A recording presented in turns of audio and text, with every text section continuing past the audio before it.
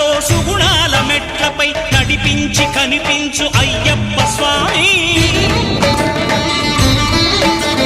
మకర సంక్రాంతి సజ్జోతివై అరుదించి మహిమలను చూపించు మణికంఠ స్వామి. కర్మబంధము బాపు ధర్మశాస్త్ర కలిభీతి తొలగించు భూతాధినేత.